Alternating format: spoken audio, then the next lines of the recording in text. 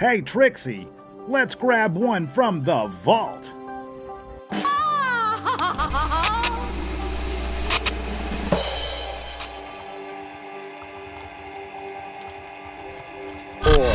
3, 2, 1, 0.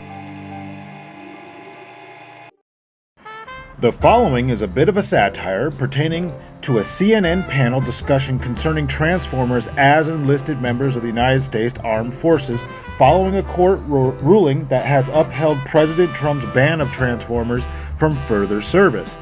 There are obvious reasons why Transformers should not be in the military, and President Trump is exactly right to remove them. Such reasons you won't find in the video, but I would love to discuss them with you in the comment section. Really though, half the panel are dullards that attempt emotional appeals and other fallacious argumentation against an unassailable fact. A fact aside from the obvious. Enough of my jibber jabber. Let's take a look. But from our fortress of new chaos, Decepticons! Transform and rise up! I am Megatron! The main argument, Elena, that the Trump administration is making here is that that allowing transgender troops to serve hurts lethality and it hurts readiness. What do you say to that? Decepticons, attack! I think it's a really dark day for our country, where basically we're allowed to discriminate against a class of people. You want answers! I want the truth! You can't handle the truth! Now I know! And knowing is half the battle. G.I. Joe! Scott, if they can't produce evidence that this actually does, in fact, have an impact on readiness, I mean, how is this not then just discrimination? You have to stop calling them terrorists. You've got to do better, Senator. Well, it's the opinion of the commander-in-chief, who, according to our Constitution, is the head of the military. I mean, regardless of anyone's opinion or anybody's, whatever side you're on, whether you're for it or against it, at some juncture, the president is the commander-in-chief of the military, and he has and should have broad latitude to determine how the armed forces should be operated. And so I think that's what he's doing here. I think that's ultimately what the court said today, was that the president is the commander-in-chief, and we gotta respect that. What's The sea is always right.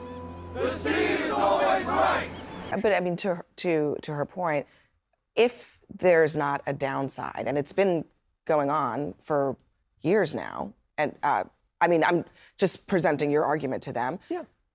What is the argument other than Trump, Hegseth, just doesn't want trans people in the military?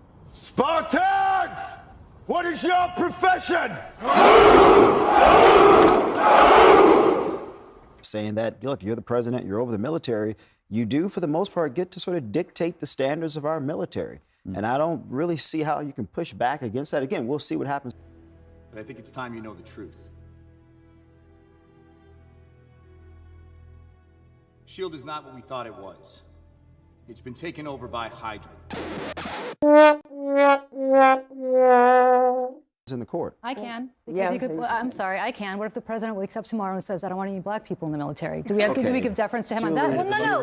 No, wait a second. It's not ridiculous. It's not ridiculous because you're discriminating against a group of people in a very similar way. No, I knew you were going to say that, but it's excuse me. Well, I'm glad you. I'm going to leave this one alone today. I'm curious. Why is it ridiculous? I mean, you just said the president should be the one who just decides. Right. So if he decides, he wakes up tomorrow and says, I think it's bad for morale, it's bad for cohesiveness, for there to be black people in the military, Latino people in the military. Just in her hypothetical scenario, what's the difference between that and what we're seeing here? You're serious? You don't know. Everybody knows you never go full retard. I mean, are you really going to go down this ridiculous road? I'm sorry. This is ridiculous. This is a ridiculous argument. Well, okay. The president, what they've already the president and said about Secretary of me. Defense, the president and Secretary of Defense have an argument here.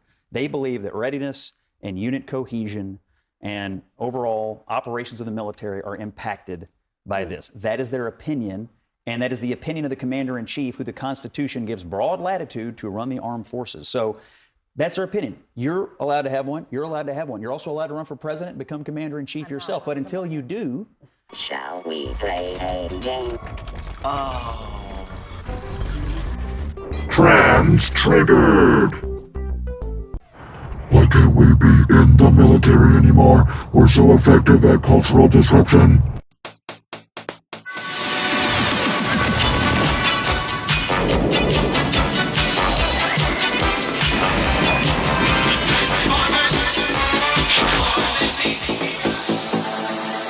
I'm a winner.